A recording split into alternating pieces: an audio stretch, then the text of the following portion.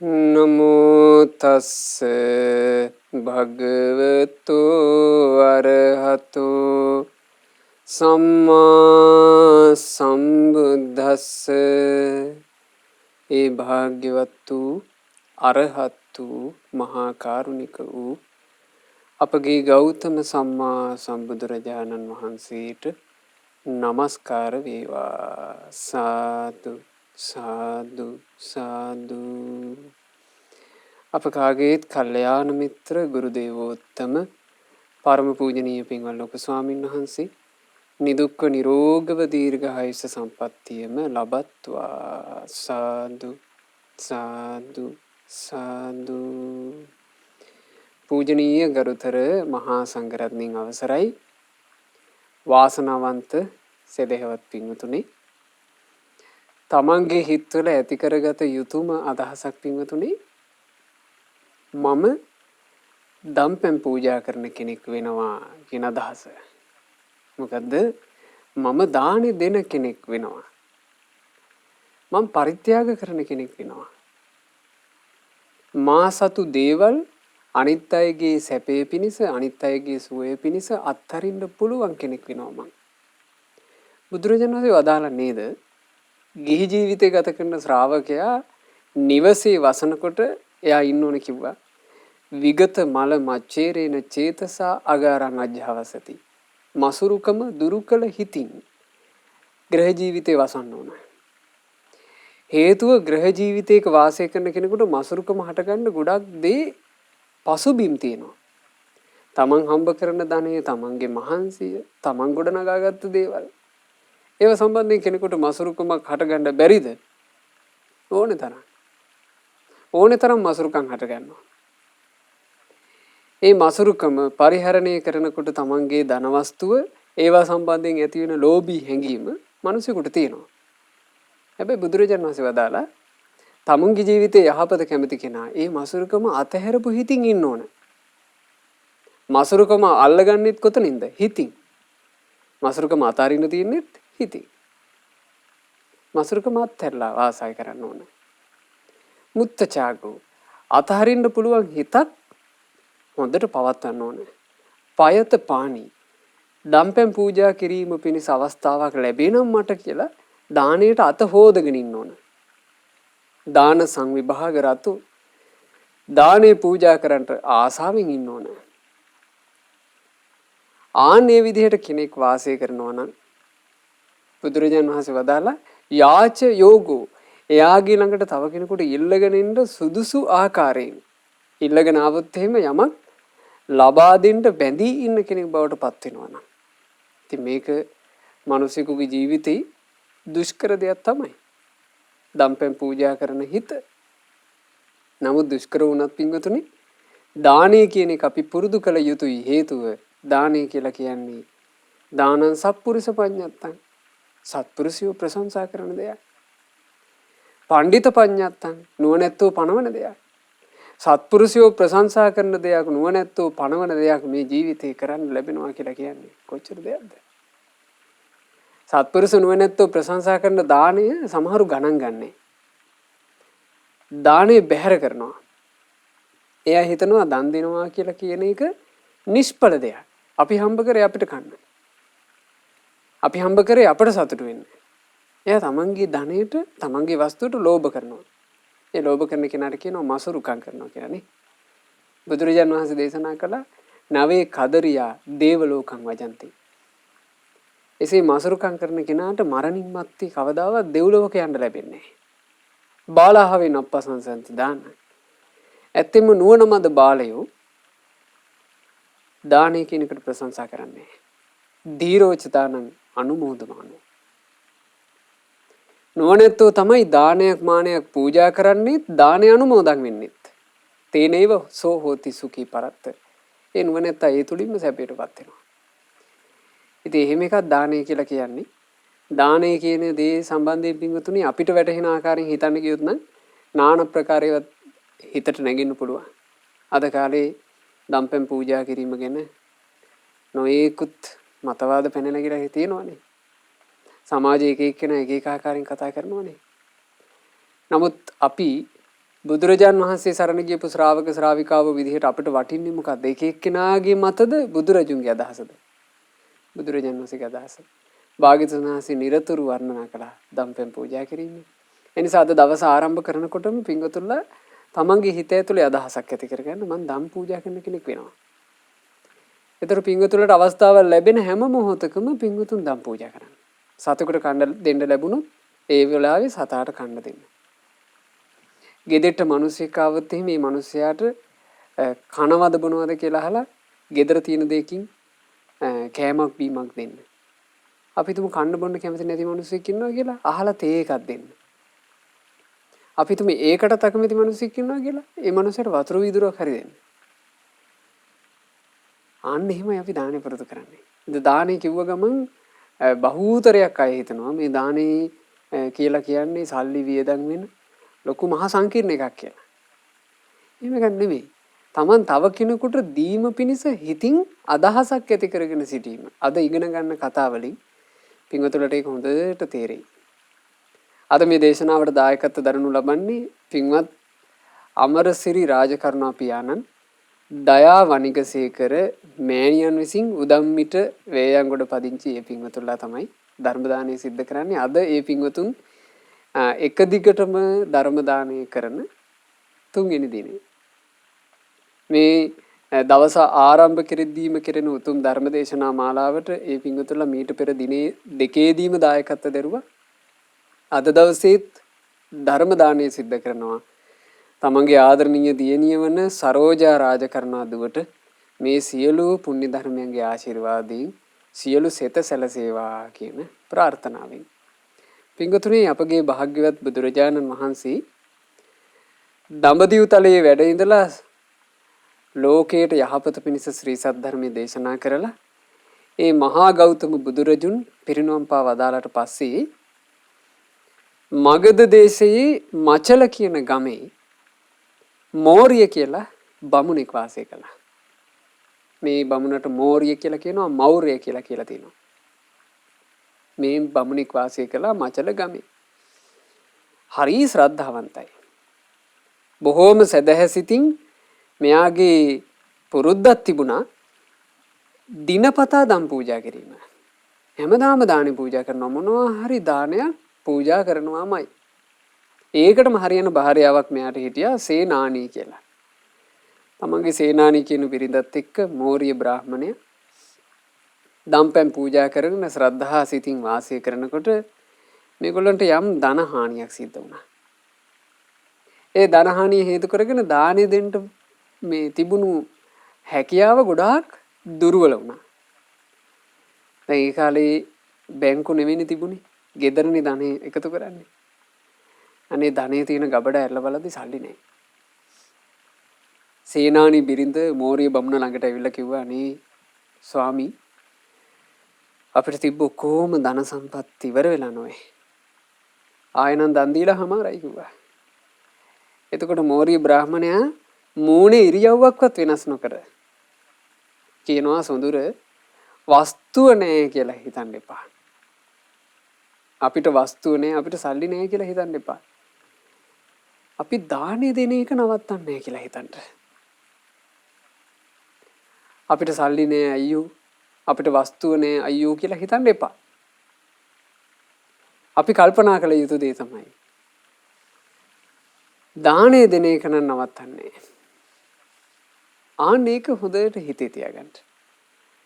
සොඳුර අපි කැලේට ගිහිල්ලා පළතුරු කඩන් ඉමු. පළතුරු කඩාගෙන ඇවිල්ලා ඒ පළවෙල පූජා කරලා හරි දන් දෙමු. බලන්න හිත පැහැටි. සාමාන්‍යයෙන් නම් කෙනෙක් ඉක්මනටම තමන් දන් දීම සම්බන්ධයෙන් කල්පනා කරනකොට අර තමන් සම්ට තියෙන වස්තුව ඒ වගේන ගොඩාක් හිතනවනේ. නමුත් බලන්න ඒක කොච්චර ලස්සනයිද මේ කතාපුවත මේක කතාවේ නම පින්වතුනි මෝරිය බ්‍රාහ්මණ වස්තුව. මේ මෝරිය බ්‍රාහ්මණතුමා පුදුම ආදර්ශයක් අපේ ජීවිතවලට. තමන්ගේ බිරිඳ කනගාටුවෙන් කියනකොට අනේ අපිට වස්තුව නැහැ කියලා මෙතුමා කිව්වා සොඳරියෝක හිතන්න එපා. වස්තුව තිබ්බා වේවා නැතව වේවා දානේ නවත්තන්නේ. සොඳරි මෙන්න මේක හොඳට මතක තියාගන්න කියලා ගාථා කිව්වා. ජාන මානෝ හි ලෝකස්මින් දානස්සේදං පලං ඉති. සොඳුරුයි යම් ජනයෙක් මේ ලෝකේ දන්නවනම් දන් දෙන කෙනාට ලැබෙන සැපය දානේ ප්‍රතිඵලය න දජ්ජාකෝ සුසීලේසු අප්පම්පි දිව සම්පති. එයා සිල්වතුන් උදෙසා දන් දෙන එක දිනපතා දන් දෙන එක නම් එක දවසකටවත් නවත්තන්නේ. සග්ග ලෝක නිදානානි දානානි මතිමා ඉද. ස්වර්ග ලෝකයේ උපදින්න හේතු වෙන මේ දානය කියන දේ ගැන යම්කිසි කෙනෙක් දන්නවනම් කොහි නාම නරෝ ලෝකුයි න දදෙය්‍ය හිතේ රතෝ කොහොමද මිනිස්සෙක් දන් දෙන්නේ නැහැ කියන හිත ඇති කරගන්නේ? දානෙන් ලැබෙන ප්‍රතිඵලය දන්න නුවණැති මිනිස්සෙක් කොහොමද මොහොතකටවත් හිතන්නේ කියලා අහනවා. මම දන් දෙන්නේ නැහැ. සල්ලි නැති නිසා දෙන්නේ නැහැ. වස්තුව නැති නිසා දෙන්නේ නැහැ කියලා කොහොමද කෙනෙක් හිතන්නේ? එහෙම නෙමෙයි සොඳුරි. අපි පුළුවන් විදිහට දානෙ දෙමු. අපි කැලේට ගිහිල්ලා ඔය කැලේ තියෙන පළතුරු ගෙඩියක් කඩාගෙන පලාකොලයක් කඩාගෙන හරි දන් දෙමු කිව්වා. එතකොට සොඳුරටත් හොඳ හිතේ හයියක් ඇති වුණා. සේනානි බිරිඳට දෙන්නාම එකතු වෙලා කැලේ යනවා. ගිහිල්ලා ඔය කැලේ බිරිඳ පලාකොල කඩනවා මොන හරි පලාකොල. ස්වාමි පුරුෂයාට ගස් නගින්න පුළුවන් ගස් වලට නැගලා නොයෙකුත් පළතුරු ගෙඩි කඩනවා. මේවා අරගෙන එනවා. දැන් මේවා කඩන්නේ එකක්වත් තමා උදෙසා නෙමෙයි. දන් දෙන්න. හරි බුදුම සහගතයි පින්වතුනි. දැන් මේ කතා ප්‍රවෘත්ති තුල කතා කරන චරිත මේ කතා පුවත් තුල අපි ඉස්මතු කර කතා කරන මේ පින්වතුන්ලා ඉන්නවනේ නේ. දැන් මේ මෝරිය බ්‍රාහ්මණතුමා, සේනානි බැමිණිය මේ වගේ අය මේ අය නිකන් සාමාන්‍යයෙන් අපිට මනුස්ස ලෝකයේ දකින්න ලැබෙන මිනිස්සු අතර විශේෂ නැද්ද? නිකන් මේවා අහනකොට හිතෙනවා අනේ එහෙමත් මිනිස්සු ඉන්නවද කියලා. එහෙම හිටපු මිනිස්සු තමයි පින්වතුනි මේ මනුස්ස ලෝකයේ අහිමි වෙනකොට මීට වඩා ඉහළ තැනකට ගිහිලා ජීවිතය සැපවත් කරගත්තේ. සාමාන්‍ය යන කලාවේ යන මිනිස්සු ගොඩාක් කාලවට සතර අපාය උරුම කරගන්නවා. බුදුරජාණන් වහන්සේ දේශනා කළා නේද? එක් අවස්ථාවක හිමාල පර්වත රාජ්‍ය ළඟදී භාග්‍යතුන් වහන්සේගේ තඹවන් වූ නියසිල මතට බුදුරජාණන් වහන්සේ පස් වල්පයක් ගත්තා. මේ පස් වල්පේ පෙන්නලා බුදුරජාණන් වහන්සේ අහනවා භික්ෂුන්ගෙන් මහණෙනි තථාගතයන් වහන්සේගේ නියසිල මත තියෙන මේ පස්ත වැඩි නැත්නම් මේ හිමාල පර්වතේ පස්ත? භික්ෂුන් කියනවා ස්වාමීනි භාග්‍යතුන් වහන්සේ හිමාල පර්වත රාජයාගේ පස් ප්‍රමාණයත් එක්ක ඔය නියසිලේ තියෙන පස් කොහොමද සංසන්දනය කරන්නේ? ස්වාමීනි හිමාල පර්වතයේ පස්මයි වැඩි. මහණෙනි මේ මිනිස්සු අතරේ උපන් යම් සත්වයෝ සිටිද්ද ඒ අය මනුස්ස ජීවිතය අවසන් කරලා ආයේ මිනිස්සුયો බවට පත් වෙනවා නම් නියසිලට ගත්ත පස් ටික වගේ ඉතා ස්වල්පයයි. මහණෙනි අනිත් ඔක්කොමලා යන්නේ සතර අපායේ. හිමාල පර්වතේ හා සමාන ප්‍රමාණයක් සතර අපායේ යනවා. නියසිලට ගත්ත පස් ටික වගේ චුට්ටක් මිනිස්සු අතරට එනවා. එතකොට ලේසි කොටහක් බේරෙන්නේ නැහැ. ඒ නිසා බහූතරයක් මිනිස්සුන්ගේ අදහස් අපේ ඔළුව වල පුරව ගන්න ගියොත් එහෙම අපි කොයි ගොඩටද වැටෙන්නේ? අපි වැටෙන්නේ අර සතර පායට යන ගොඩට. නිසා බහූතරයක් මිනිස්සුන්ගේ අදහස් නෙමෙයි අපිට වටින්නේ. සසර දුකින් නිදහස් වීම පිණිස සුගති සම්පත්තිය සලසා ගැනීම පිණිස බුදු කෙනෙක් පෙන්වා වදාළ සද්ධර්මය. ආන්න එකයි අපිට වටින්නේ. ඒ ධර්මයට අනුව ජීවිතේ මොන දුෂ්කරතා මැද්දේ වුණත් හදාගන්න සූදානම් වෙච්ච චරිත. අන්නේ චරිත ගැන ඉගෙන ගන්න එකයි වටින්නේ. ඒ නිසා මේ කතාව හොඳට ඉගෙන ගන්න. මේ එහෙම දෙන්නෙක්. මෝරිය බ්‍රාහ්මණතුමා කියන්නේ සේනානි බැමිණි කියලා කියන්නේ. ආන් එහෙම දෙන්නෙක්. හරි පුදුම සහගතයි. තමන් වෙහෙස මහන්සියලා කැලේට රිංගගෙන පලාකොළ කඩනවා, පළතුරු කඩනවා. ඒවා වෙහෙස මහන්සි වෙලා අරගෙන එනවා. මේ කාව උදෙසාද? දම්පැන් පූජා කිරීම උදෙසා කාට හරි දෙන්නයි මේ ගේන්නේ. කාට හරි දෙන්න ගේනවා කිව්වහම නිකන් දානය සම්බන්ධයෙන් කෙනෙකුට හිතෙන්න පුළුවන් අයියෝ එහෙනම් අපිට ඔක්කොම අහිමි වෙනවනේ. අපි සන්තකේ තියෙන ඔක්කොම අහිමි වෙනවනේ දෙන්න ගියාම. ඒ පිංගුතුනේ සාමාන්‍ය මතු පිටින් බැලීම. බුදුරජාණන් වහන්සේ ඔය ගැන වදාළේ හිම නෙමෙයි. භාග්‍යතුන් වහන්සේ දේශනා කළේ ආදිත්තස්මින් අගාරස්මින් යන්නී හරති භාජනං. ගෙයක් ගිනිගෙන ඇවිනෙන වෙලාවට නුවණැති කෙනා කළ යුතුම දේ තමයි වටින දෙයක් එළියට විසික් කිරීම. තන්තස්ස හෝති අත්ථාය නොචයන් තත්ත ඩයිහති. ගිනි ගන්නා ගෙදරින් එළියට විසික් කරගන්න දෙයමයි ප්‍රයෝජන. ඇවිලිච්ච ඒවා ගැන හීලුවා කියලා ඇති පළක් නැහැ. ඒවං ආදිපිතෝ ලෝකෝ ජරාය මරණේනච. ඒ වගේ මේ ජීවිතේ ලැබූ කෙනාගේ මේ ජීවිතය හැමතිස්සෙම ජරා මරණ කියන ගිනි වලින් ඇවිලෙනවා විනාශ වෙනවා. මේ ලෝකේ කොයි කොදේවක කොයි අස්සක කෙනෙක් වාසය කළත් හැම කෙනාගේ ජීවිත මේ මොහොතේ පවා එකම ගින්නකින් ඇවිලෙනවා. ඒ තමයි ජරා ගින්න, මරණ ගින්න. බණ කියන මගේත්, බණ අහන සදහැවත් පින්වතුන්ලගේත්, මේ බණ නැහැ තැනක ඉන්න සියලු දෙනාගේත්, සියලු දෙනාගේ ජීවිතේ මේ මොහොතේ පවා ජරා මරණ ගින්නෙන් ඇවිලෙනවා. ජරා මරණ ගින්නෙන් මේ ජීවිතේ විනාශ කොට දමද්දී නිහරේතේව දානේන පුරුදු කරන්න දාණය දින්නම් හෝති සුනීහටං. එසේ දන් දෙන දේ තමයි මනාකොට බැහැර කරන ලද දෙය. ගේ ගිනිගෙන ඇවිලෙනකොට පින්වතුනේ ගෙහිමියා විසින් එළියට විසික් කරගන්නේ කාගේ ප්‍රයෝජන පිණිසද? තමාගේ ප්‍රයෝජන පිණිස. එයා එළියට දාගන්න දෙයමයි යාට ප්‍රයෝජන. එයාට එළියට විසික් කරගන්න පුළුවන් උනේ පොඩි තැටි කෑල්ලක් විතරක් නං. අවසානයේ ගේ ගිනිගෙන ඇවිල්නාට පස්සේ කාට හරි අතපාලා බත් ටිකක් කන්න හරි යාට ඉතුරු වෙන්නේ අර එළියට දාගත්ත තැටිය. ඒ වගේ කෙනෙක් විසික් කරගන්න ප්‍රමාණය අනුව එයාට තියෙන ප්‍රමාණය වැඩි වෙනවා. ඒ නිසා මේ දානේ පූජා කරනවා කියලා කියන්නේ ඇත්තටම අපි අනිත් අය උදෙසා තමයි දන් දෙන්නේ. නමුත් ඒක කරගන්නේ කාටද? තමන්ට කරගන්න දෙයක්. තමාටයි කරගන්නේ.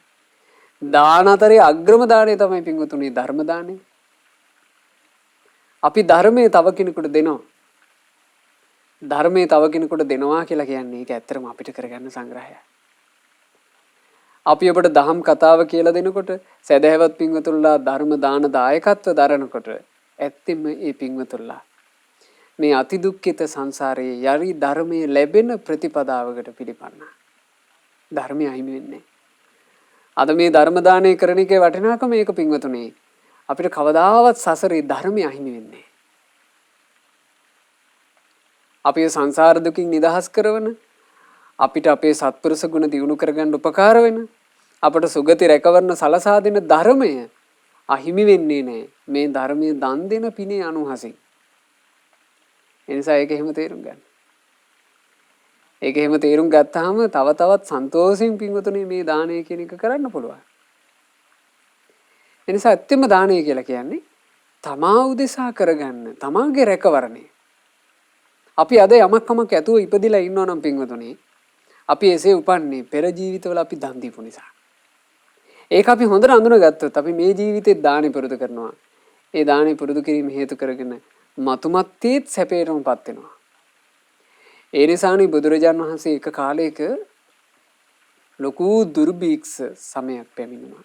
ওই දඹදිව ඉතින් මහා විශාල මේ රටක්නේ.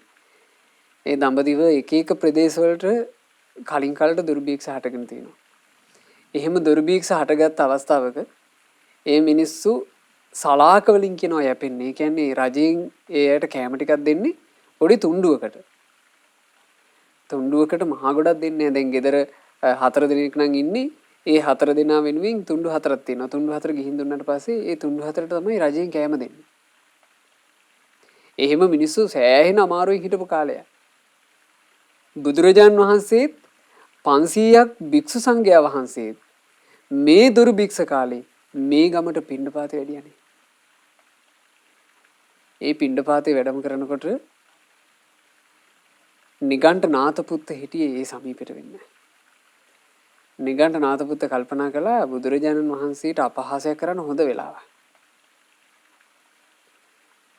නිගණ්ඨ නාථපුත්ත තමන්ගේ ශ්‍රාවකයෙකුට, තමන්ගේ ගිහි ශ්‍රාවකයෙකුට කතා කරලා කිව්වා ඔන්න ශ්‍රමණ ගෞතමයන් එක්ක වාදයක් පටන් ගන්න හොඳ වෙලාව කිව්වා. ඔබ ඵලයන් කිව්වා ශ්‍රමණ ගෞතමයන් ළඟට. ගිහින් අසාපන් කිව්වා.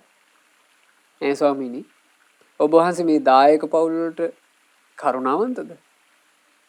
එහෙම අහපන් කිව්වා. එතකොට අනිවාර්යයෙන්ම උත්තරේ දෙවි ඔව් මම කරුණාවන්තයි කියලා. මේ කරුණාවන්තයි කියලා උත්තරේ දුන්නොත් එහෙම ඔබ අහපන්. මේ කරුණාව නිසාද මෙච්චර මේ මිනිසුන්ට වැලේ වැල් නැතුව ඉන්න වෙලාවක 500ක් මහා සංගරුවනත් එක්ක මිනිසුන්ගේ දානි ටික දැහැගන්න පිටපාතේ ආවේ කරුණාවටද කියලා අහන්න කිව්වා. බැරි වෙලාවක් කිව්වොත් එහෙම නෑ එහෙම මගේ එහෙම විශේෂ කරුණාවක් නෑ දායක පවුල් ගැන කිව්වොත් එහෙම ඔබ ගරහපන්. මේ එහෙනම් ඉතින් ඔබ වහන්සේත් මේ සාමාන්‍ය මිනිස්සු වගේනේ. කිසි කරුණාවක් අනුකම්පාවක් නැති කෙනෙක් නේ. ඔබ එහෙම කියපන්. ගිල ගන්නත් බැරි වමාර ගන්නත් බැරි ඔය ප්‍රශ්න දෙක ඔබ අහපන් කිව්වා. දැන් මේ පුද්ගලයාත් හිතුවා හරියට හරි මේක නම් නියමවාදී මම්මයි දිනන්නේ කියලා හිතාගෙන ගියා. බුදුරජාණන් වහන්සේ ළඟට ගිහින් අහනවා ස්වාමීනි භාග්‍යතුන් වහන්සේ ඔබ වහන්සේ දායක පවුල් වලට කරුණාවන්තයෙක් කියලා ප්‍රතිඥා දෙනවා. ඔබ වහන්සේ ඇත්තටම කරුණාවන්තද? කිව්වා ඌ ගාමිණී. එයාගේ නම ගාමිණී. ගාමිණී තථාගතයන් වහන්සේ දායක පවුල් ගැන කරුණාවෙන් යුක්තයි. එතකොට ඕන්න එයාගේ වාද ඉදිරිපත් කළා. ඒකද මේ මිනිසුන්ට මෙච්චර අමාරු කාලෙක මිනිස්සු කූපන් එකකින් යැපෙන කාලෙක ඔබ වහන්සේ මේ 500ක් ශ්‍රාවක පිරිසත් එක්ක මේ ගමට පින්නපාතේ වැඩි කරුණාව වැඩිකමටද කියලා ඇහුවා. එතකොට බුදුරජාණන් වහන්සේ වදාලා ගාමිණී තථාගතයන් වහන්සේ මේ දැන් මේ මොහොතේ 91 කල්පයක් පිටිපස්සට බලනවා. ගාමිණී ඒ 91 කල්පයේම දන් දීම නිසා පිරිහිච්ච එක මිනිසෙක්වත් එක පවුලක්වත් නැහැ. දන් දීලා පිරිහිච්ච කෙනෙක් නේ. එහෙම එකක් පින්වතුනි දානේ කියලා කියන්නේ. බලන්න එහෙම කළේ කවුද? බුදු කෙනෙක්. දැන් අද සමාජලාවට අපි ගත්තොත් එහෙම මේ මිනිස්සුන්ට අමාරු කාලෙක අපි කිව්වොත් එහෙම මෙහෙම පින්කමක් තියෙනවා මේ පින්කමට දායක වෙන්න. මෙහෙම පිරිසකට සංග්‍රහ කරන්න අවස්ථාවක් තියෙනවා. ඔබ මේ විදිහේ පරිත්‍යාග කරන්න කියලා. මිනිස්සු සමහරට අපිට බයින්න ගනි. මේ අපි අමාරුවෙන් ඉන්න කාලේ මොනවද මේ කියන්නේ? කියලා කියයි. ඒ මනුස්සයාට තේරෙන්නේ නැහැ. දානය කියලා කියන්නේ තමන්ගේ ජීවිතයට කරගන්න අතිවිශාල සංග්‍රහයක් කියලා. අර වගේ දුර්භීක්ෂ කාලයක පින්ඩපාතේ වැඩි කවුද? මහා කාරුණික ශාස්ත්‍රඥ වහන්සේ. ඒකට හේතුව තමයි දන් දීම තුල මිනිස්සෙක් කවදාවත් පිරිහෙන්නේ නැහැ. දන් දීම කියලා කියන්නේ පරිහානියක් ගැන නෙවෙයි. පරිහානිය අංගය තමයි දානේ නොදී සිටීම. බලන්න මේ මෝරිය බ්‍රාහ්මණයා තමන්ගේ සේනානී කියන බිරිඳත් එක්ක එකතු වෙලා දැන් පළවැල පූජා කරනවා. මේ පළවැල පූජා කරද්දී වනාන්තරයේ එක දේවතාවෙක් මේ දෙන්නව දැක්කා. දැකලා දේවතාවා කල්පනා කළා මේ මිනිස්සු මෙච්චර මේ කැලේකට ඇවිල්ලා මෙහෙම වෙහෙසිලා පළවැල කඩන්නේ මොකෝ? දෙවිය දකින්නවා මේ අය සංසාර ගමනේ දානය කියන එක පුරුදු කරගෙන යන කට්ටිය. මේ අයට විශේෂ පුණ්‍ය විපාකයක් තියෙනවා.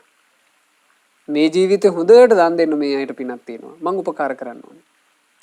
දෙවිය තමන්ගේ දේවානුභාවයෙන් මේ මෝරිය බ්‍රාහ්මණතුමා සේනානී බැමිණියත් කියන දෙන්න පළතුරු අරන් යන්න යන් කූඩ අරගෙන ආවද මේ කූඩ ධනෙන් පිරෙව්වා. වටිනා රන් කහවණු වලින් මේක පිරෙව්වා. දැන් මේ දෙන්න පළතුරු කඩාගෙන කූඩ ළඟට එනකොට ඒ කූඩවල සම්පූර්ණ වස්තුව පිරීලා. මේ දෙන්න ගන්න බය වුණා. ඒ තමන්ගේ දෙයක් නෙමෙයිනේ. තමන් හිස් කූඩ අරගෙන ආවේ මේ කූඩ දැන් ධනෙන් පිරීලා.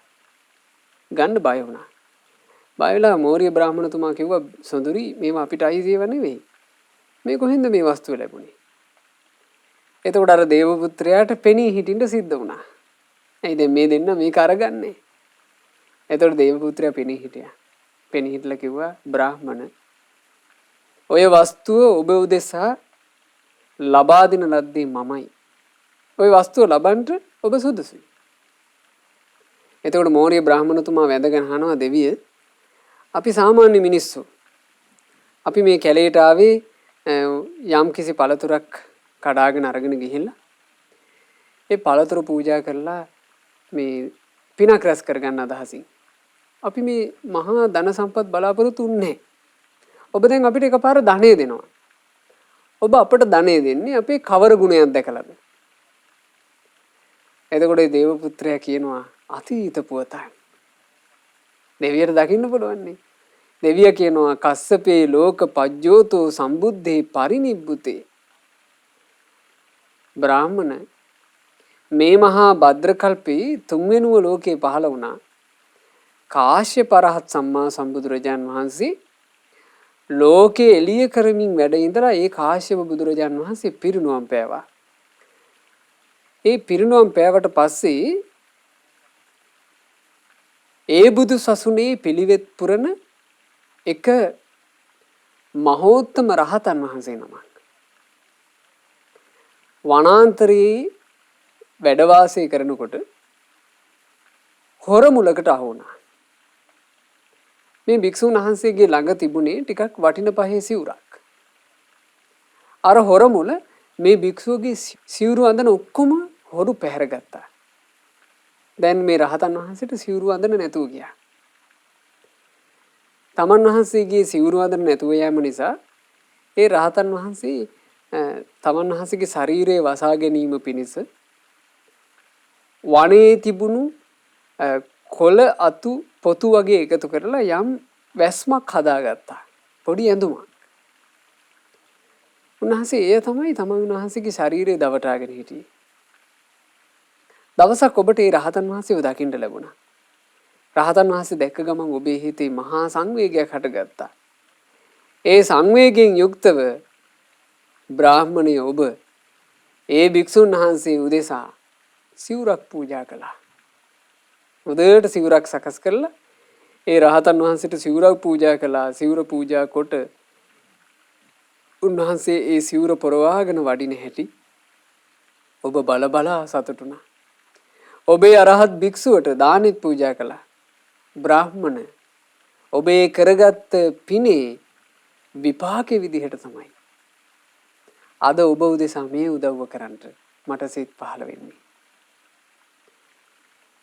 ඔබ උදෙසා උදව්වක් කළ යුතුයි කියලා මට ඔබව පේන්නේ ඔබේ ඒ පෙර පිනේ විපාකයටයි. බලන්න දෙවිවරු දකින්නේවා. එතකොට බලන්න පින්වතුනි අපි අද පූජා කරන දානයක් අපිට මතුමත්තේ පවා සැපේම උපද්දලා දෙන්න හේතු වෙනවනේ. සාමාන්‍ය මිනිස්සු අතරේ මේ මෝරිය බ්‍රාහ්මණය කියන කෙනා විශේෂ කෙනෙක් වුණා. තමන්ගේ ගෙදර සල්ලි නැති වුණත් දන් දෙනවා. එයාට ඒක පුරුද්දක් අතහැර ගන්න බැරි. එතකොට මේ පුරුද්ද කොයි කාලේ පටන් ගත්ත එකක්ද?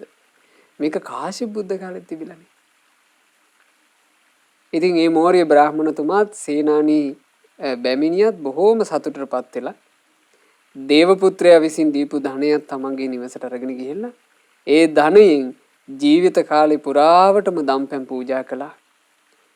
මහා දන් නිතර නිතර දෙමින් නිති පන්සිල් ආරක්ෂා කළා. හතර පොහොයටම අටසිල් ආරක්ෂා කළා.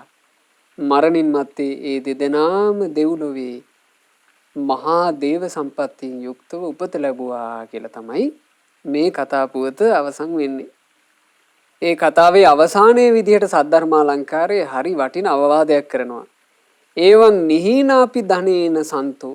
ඔය විදිහට සත්පුරුෂයෝ ධනය හීන වෙලා ගියත් Taman සන්තකව තියෙන ධනෙ නැත්තටම නැති වෙලා ගියත් දානන්වයන් නේව පරිච්ඡජಂತಿ. දානය කියන එක අතහැරියේ නෑ. තස්මාහි බන්තෝ සති දෙය්‍ය ධම්මේ. ඒ නිසා බවත්නි මේ දානය කියන ධර්මයේ ගැන හොඳට සිහිය පිහිටුව ගන්න. මේ කාරණේ හොඳට මතකේ දරාගෙන දානය කියන්නේ මොන වගේ එකක්ද කියලා තේරුම් අරගන්න. මාකත්ත දානේසු පමාද භාවං. දානය කියන එකේ ප්‍රමාද වෙන්න නම් එපා. සද්ධර්ම අලංකාරය එහෙමයි අවවාද කරන්නේ. මම ඒකයි වින්දුතුනේ මේ සද්ධර්ම අලංකාරයේ ග්‍රන්ථය ඔබට එකින් එක කියා දෙන්න ආරම්භ කරද්දීම මා කිව්වා සද්ධර්ම අලංකාරය කියලා කියන්නේ ජීවිතය අලංකාර කරන පොත කියලා. බලන්න කොච්චර ලස්සන ජීවිතයක් ලැබෙයිද මේ පොත් වහන්සේගේ තියෙන අන්තර්ගත කාරණා තමන්ගේ ජීවිතේට ගලප ගන්න මිනිසෙක් මහන්සි ගත්තොත්. දරදඬු නැති හිතුවක්කාර නැති, මාන්නක්කාර නැති, ගුණ සම්පත්තියන්ගෙන් බැබලෙන අහිංසක ලස්සන මිනිසෙක් නිර්මාණය වෙනවා. මේ පොතේ තියෙන කාරණා හොඳට හිතට ගත්තොත්. මෙහි එන ඊළඟ කතා වස්තුව තමයි දුග්ගත වස්තුව. ඒක සිද්ධ වුණේ බරණැස් නුවර ඒත් අපේ බුදුරජාණන් වහන්සේ පිරිනිවන් පාවා දාලාට පස්සේ. හැබැයි ඒ කාලේ බරණැස් නගරේ මිනිස්සු හරියට පින් කරලා තියෙනවා. මිනිස්සු එක දිගට දම්පැන් පූජා කර කර මහා සංඝරත්නයේ පුදමින් ඒ කාලේ පින් කරන කාලයක්. ඔය බරණැසම හිටියා හරි දුප්පත් මිනිස්සෙක් බොහොම අමාරුවෙන් තමයි ජීවිතේ ගැට ගහගන්නේ. මේ මිනිස්සයා දකිනවා අනින් මිනිස්සු තරඟෙට වගේ දම්පැන් පූජා කරනවා. තමුන්ට දෙන්න දෙයක් නැහැ. තමන්ගේ වේල හොයාගන්න සෑහෙන යුද්ධයක් කරනවා. දවසක් මේ දුප්පත් මිනිසයාට එකපාර හිතවිල්ලක් ඇති වුණා. මම මේ දුප්පත් වෙලා උපන්නේ මම මේ මොකවත් නැතුව සල්ලි භාගෙ තියෙන මිනිස්සු තලේ මං සල්ලි නැති මිනිහෙක් විදිහට උපන්නේ. මට පින් කරගන්න බැරි වෙච්ච නිසා. මට කරගන්න බැරි වෙච්ච පින මොකද්ද? මං දානි දීලා නැහැ. දානි නොදුන් නිසා මං අද දුප්පත් වුණා. දුප්පත් වෙලා උපන් නිසා මට අද දානි දෙන්න විදියක් නැහැ. එහෙමනම් අද දානි නොදී හිටියොත් එහෙම මට ඉස්සරහට දුප්පත්කම එහෙම තියෙයි. බලන්න මෙයාට එයාගේ ප්‍රශ්නේ තේරිච්ච විදිය. දැන් අනිවාර්යෙන් ඕක තේරෙන්නේ නැත්තේ බණ ඇහෙන්නේ නැති. ඒ කාලේ බණ කියනෝනේ ගොඩක්. ඒ ධර්ම කතාව ඇහෙනකොට තමයි මෙයාට හිතවිල්ල ඇති වෙන්නේ නැත්තේ. අනේ එහෙනම් මම මේ දුප්පත් වෙලා උපන්නේ මං දානේ නොදුන්නු නිසා. මට දැන් තවත් දුප්පත්කමේම අසරණ වෙවි යන්න වෙනවා දම්පැන් පූජා කළේ නැත්තම්. ඒ නිසා මහන්සි වෙලා මහා දානයක් දෙන්න ඕනේ. මේ මිනිසයා එදා ඉඳලා කුලී වැඩ කළා සෑහෙන මහන්සි වෙලා. ඒ කුලියෙන් ලැබෙනවනේ යම් මුදල මේක එකතු කළා. එකතු කරලා කාලයකට පස්සේ මේ මිනිසයා හොඳ මුදලක් හදාගත්තා. සංඝයාට දම්පැන් පූජා කරන්න පුළුවන් විදිහට. මොහු පූජා කළේ මොන වගේ දානයක්ද? මේ භික්ෂුන් වහන්සේලා උදෙසා දිය නුමුසු කිරිබතක්. සියලුම භික්ෂුන් වහන්සේලා උදෙසා දිය නුමුසු ප්‍රණීත මේ කිරියෙන් සකස් කරපු කිරිබතක් පූජා කළා. ඒ කිරිබත පූජා කරන්නට තමන්ගේ යාළු මිත්‍රයෝ ඔක්කොමලත් එකතු කරගත්තා. එතකොට මෙයා ලස්සන මණ්ඩපයක් හැදුවා කියනවා. දානේ පූජා කරන්න භික්ෂුන් වහන්සේලාට හෙවණ මණ්ඩපයක්. ඒ හෙවණ මණ්ඩපේ හදනකොට ඒ හෙවණ මණ්ඩපේ කණු වැහෙන විදිහට ලස්සනට මල් වලින් සැරසිලි කරා කියනවා. දැන් අදත් ඔය අපි සැරසිලි කටයුතු කරනකොට මේ අර මේ වෙට් ෆෝම් වල මල් ගහලා අර හදන්නේ නේ. ඒ වගේ මෙයාත් ලස්සනට හදන්නේ. දැන් අපි දකින්න අපේ අසපොළ පින්කම් කරනකොට තරුණ දරුවෝ ඇවිල්ලා ඉතින් ලස්සන මල් සැරසිලි කරනවා. හිතා ගන්න බෑ මල් වලින් එච්චර ලස්සන සැරසිල්ලක් කරන්න පුළුවන්ද කියලා. එහෙම ඒවා කරනවා. මෙයාත් ඒ වගේ ලස්සන මල් සැරසිල්ලක් කරලා මණ්ඩපේ හදලා දිය නුමුසු කිරිබතක් පූජා කළා. ඉතින් ওই පින තමයි එයාගේ ජීවිතේ යාට කරගන්න ලැබුණේ. මේ දුප්පත් මිනිසයා මරණින් මත්තේ දෙවියන් අතරේ උපත ලැබුවා තව්තිසා දෙවියෝ අතරේ. ඒ තව්තිසා දෙවියන් අතරේ මහා දිව්‍ය විමානයක දිව්‍ය සැප සම්පත්තියෙන් යුක්තව වාසය කරනකොට මේ සිද්ධිය වෙලා කාලයකට පස්සේ දඹදිවම තිබුච්චි රන්ගිරි වෙහෙර කියන විහාරේ සංඝ රක්කිත කියලා එරදිමත් භික්ෂුන් වහන්සේ නමක් එරදිමත් රහතන් වහන්සේ නමක් වැඩ වාසය කළා. මේ සංඝ රක්කිත මහරහතන් වහන්සේ අපේ මහා මොග්ගල්ලාන මහරහතන් වහන්සේ වගේ දෙව්ලෝ චාරිකාවේ වැඩියා. චාරිකාවේ වඩනකොට දකින්න ලැබුණා අර දේව පුත්‍රයාගේ විමානේ. ඒ දේව පුත්‍රයා සංඝ රක්කිත මහරහතන් වහන්සේ දැක්ක ගමන් අනේ මේ මන් දන් දීපු සංඝයා නෝමෑ කියලා හිත ප්‍රසාදයටපත් වෙලා ඉස්සරහට ආවා. ඒ පැමිණියාට පස්සේ සංඝ රක්කිත මහරහතන් වහන්සේ ඇහුවා දේව පුත්‍රේ ඔබේ විමානේ හරි ලස්සනයි. රන්වන් පාටින් බබලනවා. මහා දිව්‍ය සම්පත්තිය. දේව පුත්‍රේ කියන්නේ ඔයාට මෙච්චර දිව්‍ය සම්පත්තියක් ලැබුණේ ඔය මනුස්ස ලෝකෙද්දි මොන වගේ පිනක් කරගෙනද? එතකොට මේ දෙවියා කියනවා ස්වාමීනි මම මේ මනුස්ස ජීවිතේට මේ දෙව්ලොවට එන්න කලින් මම මනුස්ස ජීවිතේ කරගත්ත පින තමයි සංඝයා උදෙසා එකම එක දවසක් දියනුම සුකිරි බතක් පූජා කළා. ස්වාමීනි මේ කොම දිව්‍ය සම්පත්තිය මට ලැබුණේ ඒ සංඝයාට දම්පිදු පිනේ විපාක විදිහට. ස්වාමීනි මේ පේනව නේද මේ දිව්‍ය විමානයේ කණුවල හරි ලස්සනට මල් කැටයන් තියෙනවා. ස්වාමීනි මේ කැටයන් වගේමයි මං මනුස්ස ලෝකයේදී සංඝයාට දම්පැන් පූජා කරපු ඒ දාණයට සකස් කරපු මණ්ඩපේ කණු හැදුවේ. මම්මගේ යාළුවොත් එක්ක කැලේ ගිහිල්ලා කැලෙන් මල් කඩාගෙන ඇවිල්ලා ඒ මණ්ඩපේ හරි ලස්සනට සැරසුවා. ස්වාමීනි මේ විමානේ මං කරපු සැරසිලි වගේම ඊටත් වඩා මනමෝහනීය විදිහට මල් සැරසිලි දකින්නවා. ස්වාමීනි මට මං කරපු පිනමයි මතක් වෙන්නේ කියලා. බලන්න පින්වතුනි දෙවියන් අතරේ උපන්නට පස්සේ පින් කරගෙන කොයිතරම් සන්තෝෂයක් ඇද්ද තමන් කරගත්ත පිනම යලි යලිත් මෙවි පෙනෙද්දී දෙවිවරු කියලා කියන්නේ ඒ වගේ තමන්ගේ පුණ්‍ය සම්පත්තිය භුක්ති විඳින පිරිසක්නේ. දෙව්ලොව දෙවියන් අතරේ උපන්න කෙනා පිනෙන්ම තමයි සැප සම්පත් වල අඩු වැඩි බව ලබන්නේ. තමන් කරගත්ත පිනට අනුව තමයි ආහාර පාන ඇඳුම් පැළඳුම් දිව්‍ය විමානේ පිරිවර මේ ඔක්කොම ලැබෙන්නේ. එතකොට ඔය දෙවිවරු අතරේ තිබිලා තියෙනවා පින්වතුනි යම් යම් සමහරලාවට තමන්ගේ කර්ම විපාක ඉස්මතු වෙලා දුකටපත් වෙන අවස්ථා. දැන් එහෙම අවස්ථාවක් ගැන සඳහන් වෙනවා ඊළඟ කතා වස්තුවේ. ඒ කතා වස්තුවේ නම දේවපුත්‍ර වස්තුව. දෙව් පුතෙක් ගැන තමයි මෙහි කියන්නේ. අපේ තිලෝගුරු භාග්‍යවත් අරහත් ගෞතම සම්මා සම්බුදු රජාණන් වහන්සේ මේ ලෝකේ පහළ වෙන්න පෙර මේ මහා භද්‍ර කල්පයේට ඒකා අසංකේය කල්පලක්ෂයකට කලින් වර කල්පය කියලා එක්තරා කල්පයක් තිබුණා. දැන් මේ කල්පෙට කියන්නේ භද්‍ර කල්පෙනේ. අර කල්පෙට කියලා තියෙන්නේ මොකද්ද? වර කල්පය. මේ වර කල්පයේ නාරද නමින් අරහත් සම්මා සම්බුදුරජාණන් වහන්සේ නමක් වැඩ වාසය කළා.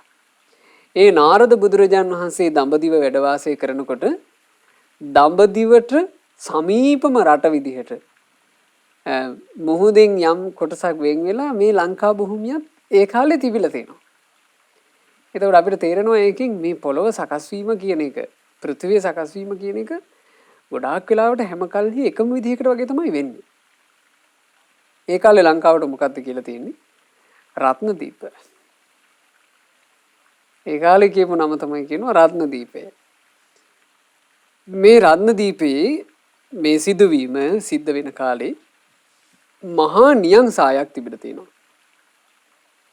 හොඳටම මිනිස්සු අසරණ වෙලා කන්න බොන්න නැතුව හිටපු කාලයක්. මේ කාලවකවානුවේ එක සදහැවත් උපාසකයෙකුයි උපාසිකාවකුයි තමන්ට කැඳක් සකස් කරගෙන කැඳ වතුරක් වගේ බීලා ශරීරය යාපනය කරගන්න බත් චුට්ටක් ඉතිරි කරගත්ත. බොහොම යුද්ධයක් කරලා තමයි ඒ බත් ටික යාලා හොයාගත්තේ. හොයාගෙන ඒ බත් ටික මෙහෙම පසුම්බියක දාලා රෙදි කඩකින් ඔතලා ඒ බත් ටික තමන්ගේ ළඟ හැමතිස්සෙම තියන් හිටියා. මේගොල්ලෝ කරන්නේ මොකද්ද? වතුර එකක් උණු කරලා පින්වතුනි අර බත් ටික මෙහෙම රෙදි කඩත් එක්කම වතුරේ ඔබනවා. එතකොට අර බත් වතුරේ තැම්බෙනවනේ. ඒ තැම්බෙන වතුර ටික සාමාන්‍යයෙන් අර බතෙන් යම් පෝෂණයක් ලබලානේ ඒ වතුර ටික හැදෙන්නේ. මේක මේ මිනිස්සු බොනවා. සාමාන්‍ය නිකන් වතුර බොනවා වෙනුවට අර බතෙන් කලත්තපු කැඳ එක වගේ එක තමයි බොන්නේ. මේක බිබී මිනිස්සු කුමාරි ජීවිතේ ගැට ගහගෙන තියෙනවා. ඒ තරම් අමාරු කාලයක්. මොකද අර බත් ටික කාලා ඉවර කළොත් එහෙම දිනපතා කැඳක් වගේ බිබී ඉන්නවත් මොකුත් නැතුව යනවා. ඒ නිසා මේ මිනිස්සු කලේ ඒකෙන් බත් වතුරක් හදාගෙන මේ බත් වතුර එක තමයි බිබී ඉන්නේ. අනේ මේ මිනිස්සු මෙහෙම ඉන්නකොට මේ ගෙදෙට්ට වැඩම කළා එක භික්ෂුන් වහන්සේ නමක්. ඇත්තට මේ රහතන් වහන්සේ නමක් පිණ්ඩපාතේ වැඩියා.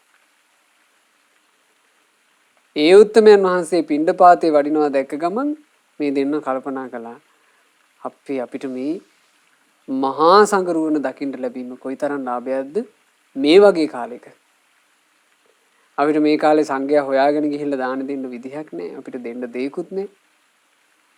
අද අපේ නිවසටම සංඝයා වහන්සේ වැඩම කරලා අපිට තියෙන එකම දේ මේ බත් ටික අපි මේ බත් ටික දන් දෙමු. මේ සදහැවත් ඉවල තමන් කැඳ බිබී හිටපු අර බත් චුට්ට ඉව්වා. ඒක උයලා සකස් කරලා අර භික්ෂුන් වහන්සේට දානි පූජා කළා. ඒක හොඳට උණුසුම් කරලා දානි පූජා කළා. දැන් මේ දානය ගැන පින්වතුනි පොඩ්ඩක් හිතන්න. මේ දානේ ලේසි පාසු එකද අමාරු එකද? ගොඩාක් අමාරු එකක්. ගොඩක් අමාරු එකක්. මොකද මේ මිනිස්සුන්ගේ හිතකට නැගෙන්න නැතුව ඇද්ද? දැන් මේක දුන්නොත් එහෙම ආය අපි කන්නේ මොනවද කියලා. ඕන තරන්නේ. ඒ මිනිස්සු අර බත් චුට්ටක් අරගෙන ඒක තඹ තියාගත්තේ ජීවිතේ ගැට ගහ ගන්න. දැන් ඒ ටික දුන්නට පස්සේ ජීවිතය සම්බන්ධවෙමුත් අපේක්ෂාවක් නැහෙනේ. ඒක දුන්නේ ජීවිතේ මත්තරලා. ඒවනම් මහ පුදුම සහගත සිදුවීම්. හිත පහදව ගන්න තියෙන සිදුවීම්. මොකද මේ වගේ එකක් කරන්න පුළුවන් වේවි කියන එක නම් හිතා ගන්න අමාරුයි. සම්පූර්ණයෙන් අර ටික දුන්නනේ. ඒක දානෙට පූජා කළා. ඒක දානෙට පූජා කරලා මේ දෙන්නට හරි සන්තෝෂයි. දැන් සෑහෙන ලොකු අත්හැරීමක් කළානේ. අර වික්ෂුන් වහන්සේ වඩිනකම් බලාගෙන හිටියා.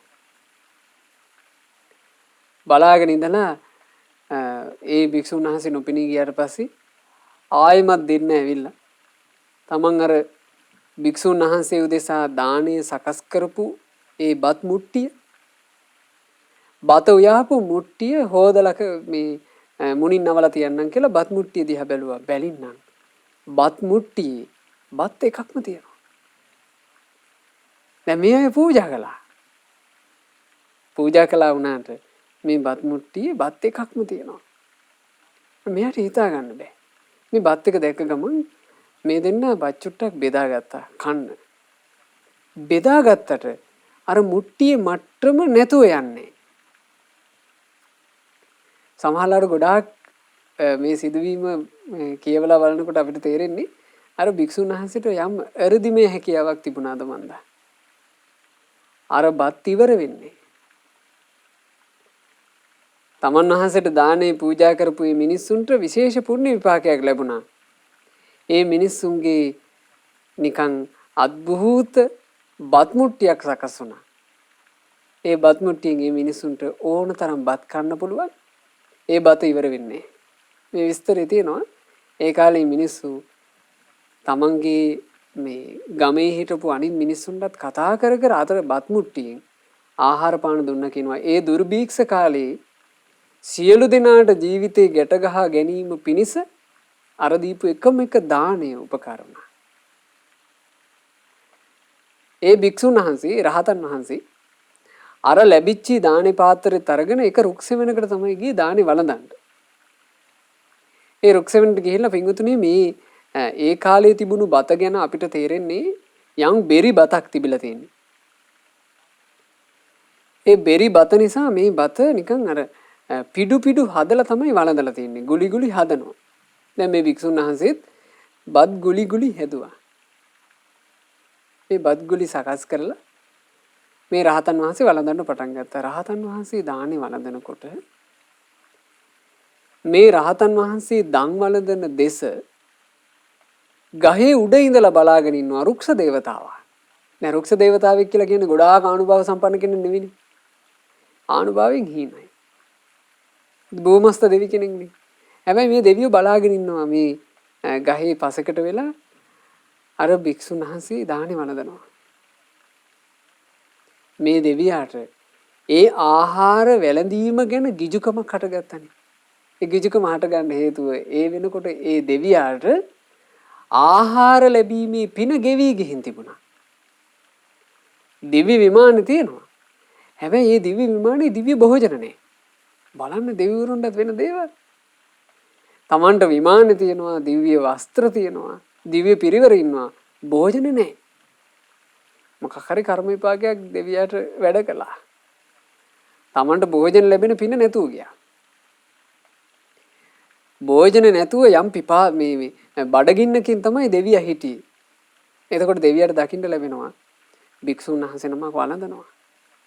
දැක ගම මේ දෙවියාටත් හටගත්තා අනේ මටත් බඩ පුරව ගන්න නැත්නම් කියලා හැඟීම. දෙවියා කලේ වේසි මාරු කළා. මනුස්ස වේසින් ඇවිල්ලා අර රහතන් වහන්සේ ළඟට කිට්ටු වුණා. කිට්ටු වෙලා කිව්වා අනේ ස්වාමීනි මාත් බඩගින්න ඉන්නේ. මේ මටත් මොනවා හරි ලැබුණොත් කියලා කිව්වා. දැන් ඒ වෙනකොට අර රහතන් වහන්සේ බත් ගුලි ගුලි හදාගෙන වළඳලා අන්තිම ගුලිය තිබුණේ. ඒ අන්තිම බත් පිට මෙයාට දුන්නා. එතකොට මේ මනුස්ස වෙස්ගත් ඒ දෙවියා තමන්ට ලැබිච්ච බත් ගුලිය ඒ බත් පිට අනුභව කරන්න ලැහැත්ති වෙනකොටම එකපාර මතක් වුණා. මම දෙවි කෙනෙක්. දෙවි කෙනෙක් කළත් මම බඩගින්නේ. එහෙමනම් මට එකත් එකට මොනේ මගේ පාප කර්මයක්. ඒ පාප කර්මය නිසා තමයි මට දානේ ලැබීම ආහාර ලැබීම නැතුව ගියේ. දෙවියෙක් වෙලත් දානේ නොදුන්න පව මට ඒ විදිහට බලපෑවා නම් මම මේ මොහොතේ හෝ දානයක් පූජා කරගන්න බැරුව ගියොත් එහෙම මට ඕක මතුමත්තේත් බලපෑමක් කරන්න ඉඩ තියෙනවා. දැන් දෙවි කෙනෙක් කියලා කියන්නේ අපිට වඩා පින ගැන වැටහෙන කෙනෙක්නේ. ඒ පුණ්‍ය විපාක වලින් තමයි සම්පූර්ණයෙන් තමන්ගේ ජීවිතය යැපෙන්නේ. දෙවියා. එතකොට මේ දෙවියෝ කල්පනා කළා තමන්ට ඒ භික්ෂුන් වහන්සේ දීපු බත් පිඩම යලි ඒ භික්ෂුන් වහන්සේට පූජා කරන්න ඕන. බලන්නේ දානේ ලස්සන. දැන් අර භික්ෂුන් වහන්සේ තමන් වහන්සේට ලැබිච්ච දේ අර මිනිසයාට දෙනවා. එතකොට තමන් වහන්සේ ඉතින් අතහැරියා. දානි දුන්නා. ඒ දීපු දේ එතකොට කාටද අයිති? අර මිනිසයාට. මිනිස් වෙස් ගත්තු දෙවියාට තමයි දැන් ඒක අයිති. දැන් ඒක එයාගේ එකක්. එයා ඒ බත් පිට ආයෙ පූජා කළා අර රහතන් වහන්සේට. සංඝයා උදෙසා මේ බත් පිට පූජා වේවා. කිව්වා ස්වාමීනි මේක මට මේ ජීවිතේට සංග්‍රහ පිණිස ඔබ වහන්සේ දීපු එකක් නේ. අනේ ස්වාමීනි මේ බත් පිට ඔබ වහන්සේ ආයෙ පිළි අරගෙන ඔබ වහන්සේම වළඳන්ට මට පරලෝකට සංග්‍රහ පිණිස. එහෙම කියලා ආයෙ බත් පිට දුන්නා.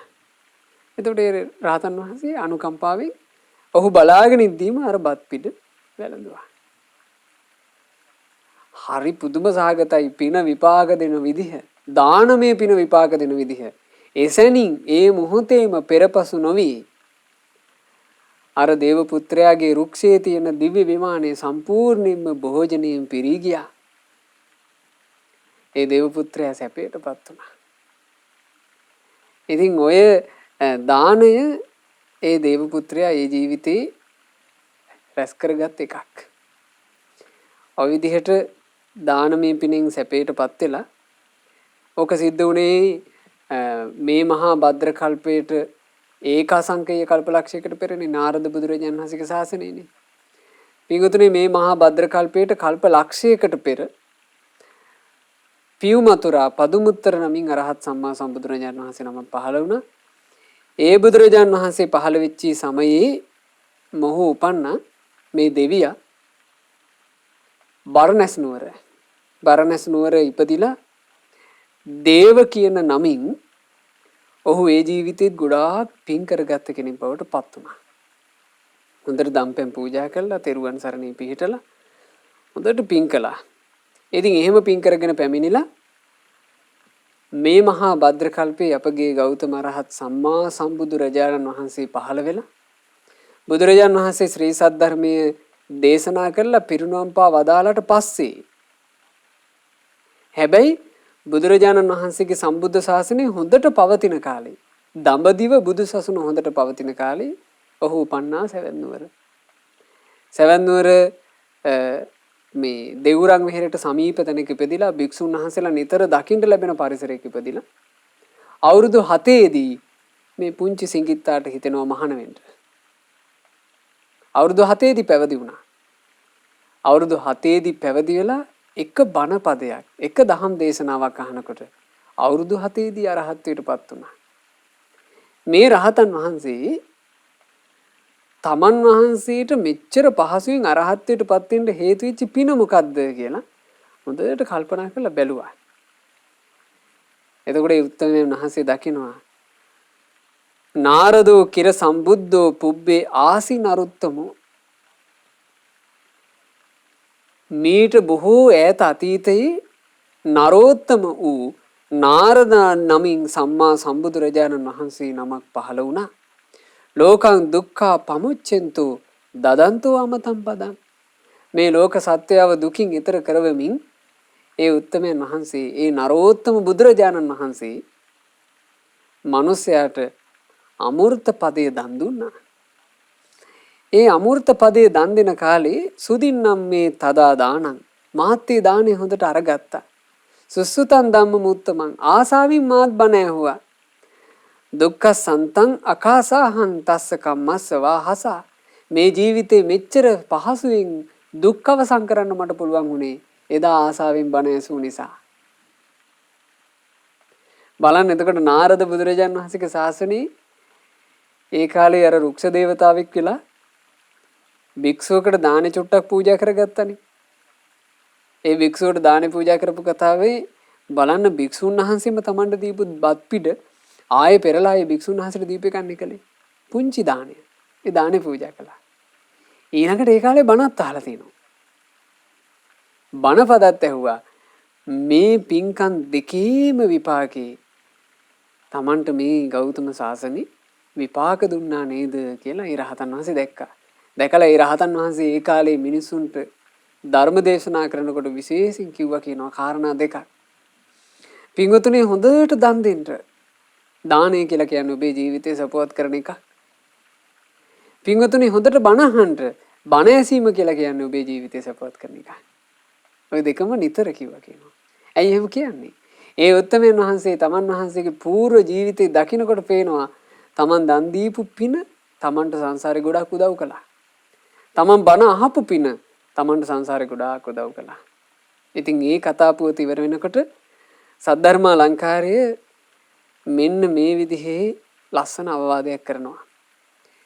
දානේන පේවං චරිමාය පිණ්ඩියා. දානේන පේවං චරිමාය පිණ්ඩියා. අවසාන බත් පිඩෙන් දානි චුට්ටක් පූජා කර ගැනීම. සවනාය ධම්මස්ස මුහුත්ත කියන මොහොතක් දහන් ඇසීම. මෙන්න මේ පින්කම් දෙක තමයි කරගත්තේ. ලබන්ති සත්තා ත්‍රිවිධම්පි සම්පදං. ඒ දෙක කරගත්ත ඒ සත්වයා ත්‍රිවිධ සම්පත්තියම ලැබුවා. මොනවද ත්‍රිවිධ සම්පත්තිය කියලා කියන්නේ? මානුසිකාච සම්පත්ති, මනුෂ්‍ය ජීවිත සම්පත්තිය. දේව ලෝකේච යාරති, දිව්‍ය සම්පත්තිය. යාච නිබ්බාන සම්පත්තිය. නිවන. මේ තමයි ත්‍රිවිධ සම්පත්. මනුෂ්‍ය සම්පත්තිය, දේව සම්පත්තිය සහ නිවන කියන සම්පත්තිය. මේ තුනම ලැබුවා. පලං වදේකෝ බහුදායකස්ස බොහෝ. ඉතින් ඒ නිසා මේ දම්පැන් පූජා කිරීම කියන එකේ ප්‍රතිඵලය ගැන තවත් කවර කතාද කියලා කියන්නේ. මේ කතා පුවත හොඳට මතකේ තියාගන්න කෙනාට දානේ සැප විපාකය ගැන තේරුම් ගන්න තවත් වෙන එකක් ඕනද කියලා මේ කියන්නේ. ඒ නිසා පින්වතුනි ඒ රහතන් වහන්සේ කරපු අවවාදයෙන් අපි හිතවල දරාගනමු.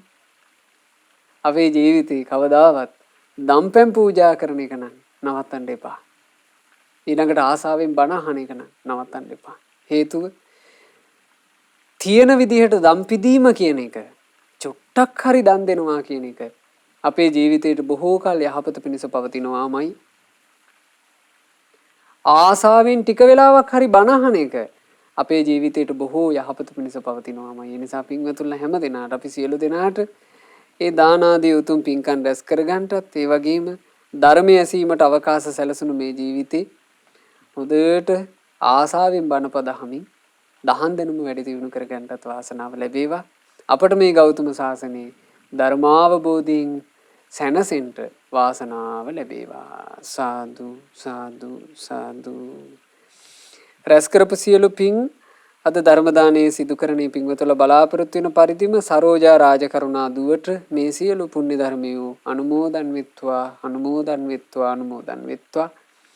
දින 3ක් පුරාවටම ධර්ම දානයේ සිදු කොට රැස් කළා වූ උතුම් පුණ්‍ය ධර්මයන්ගේ අනන්ත පුණ්‍ය ආශිර්වාදේ රත්නත්‍රයේ ආශිර්වාදය පින් අනුමෝදන් වන සියලු දෙවියන්ගේ ආශිර්වාදය සැලසිලා ඒ දුවට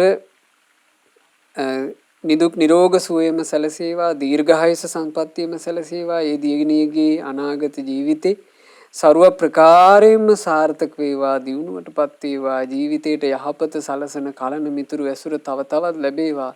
ගෞතම සාසනයේ ධර්මාවබෝධ කරන්ට වාසනාව ලැබේවා. සාදු සාදු සාදු.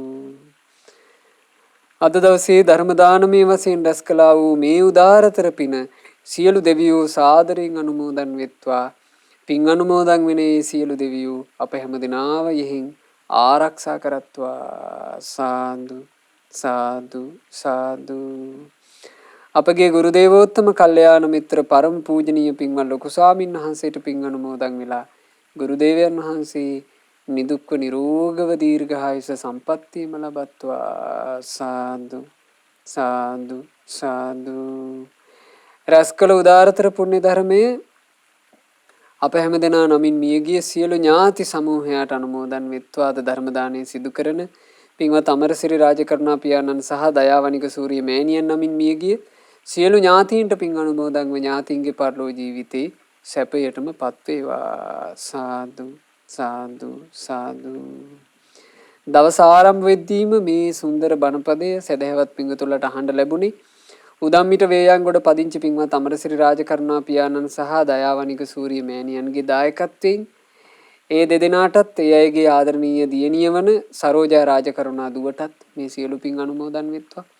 පවුලේ සියලු දෙනාට පින් අනුමෝදන් වෙලා සියලු දෙනා කරන කියන රැකිරක්ෂා ව්‍යාපාර ආදී දරුවන්ගේ අධ්‍යාපන කටයුතු ආදී ਸਰව ප්‍රකාරයෙන් සාර්ථක වෙත්වා. දියුණුවටපත් වෙත්වා. කරදර බාධා දුරු වෙත්වා. අද ධර්ම දාන සිදු කළ පින්වතුන්ලාටත් ශ්‍රද්ධා මාසික ධර්ම දාන සමාජික පින්වතුන්ලාටත් ශ්‍රද්ධා කාර්ය මණ්ඩලයේ සියලු දෙනාටත් සුපින්වත් ඔබ හැම දෙනාට ගෞතම සාසනේ ගුණයෙන් නුවණින් වැඩෙන්නත් සුවසේ පින් කරගන්නත් ධර්මාවබෝධයෙන් සැනසෙන්නත් වාසනාව ලැබේවා. තෙරුවන් සරණයි. නමෝ බුද්ධාය.